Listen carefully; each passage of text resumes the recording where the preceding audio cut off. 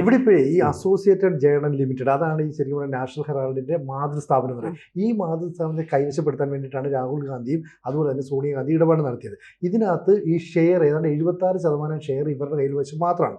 ഇങ്ങനെ കൈവശപ്പെടുത്താൻ ശ്രമിക്കുമ്പോൾ എന്താ സംഭവിക്കുന്നതെന്ന് പറഞ്ഞാൽ ഇവർക്ക് ഇവിടെ പിന്നെ താല്പര്യമുള്ള ഈ പണത്തിൻ്റെ ചിലപ്പോൾ ഒരുപക്ഷെ ഷെയറൊക്കെ പിരിച്ചായിരിക്കും. ഇത് മുഴുവൻ ഇതിലേക്ക് നിക്ഷേപിക്കപ്പെടും.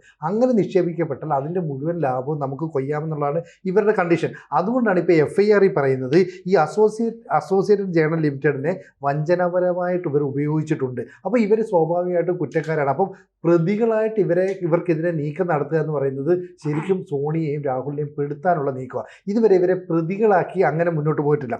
മാത്രമല്ല ലാഭേച്ഛയില്ലാതെ പ്രവർത്തിക്കുന്ന സ്ഥാപനം എന്നാണ് യങ് ഇന്ത്യൻ നേരത്തെ അറിയപ്പെട്ടത്. പക്ഷേ ലാഭേച്ഛയില്ലാതെ പ്രവർത്തിക്കുന്ന ഒരു സ്ഥാപനത്തിന് പിന്നെ എന്തിനാണ് ഈ ഷെയർ ലാഭം ഉൾപ്പെടുത്തി?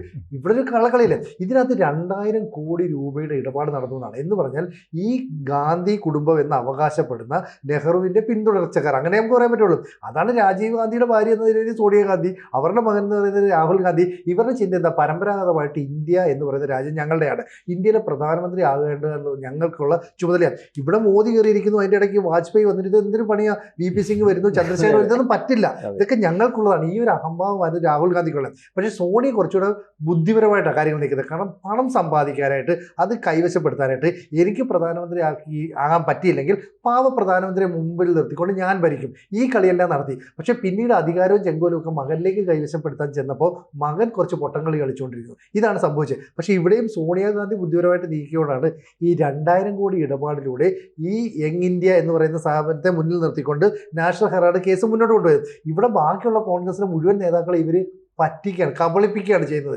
അങ്ങനെ ചെയ്യുന്ന ഒരു രാഷ്ട്രീയ നേതാവാണ് സോണിയാഗാന്ധി. ഇപ്പോൾ ഇവർക്ക് ഇത്രയും പ്രായമൊക്കെ ആയ സ്ഥിതിക്ക് 1ാം പ്രതി 2ാം പ്രതി എന്ന രീതിയിൽ കേസ് മുന്നോട്ട് പോവുകയാണെങ്കിൽ ED അല്ലെങ്കിൽ ഇപ്പം BJP സർക്കാർ ഒരു വല നെയ്യുന്നു, അല്ലെ അതിനകത്ത് ഇവരെ കുരുക്കാൻ പോകുന്നു എന്ന ആരോപണമായിട്ട് ഇനി കോൺഗ്രസ് നേതാക്കൾ പുറത്തേക്ക് വരില്ലേ?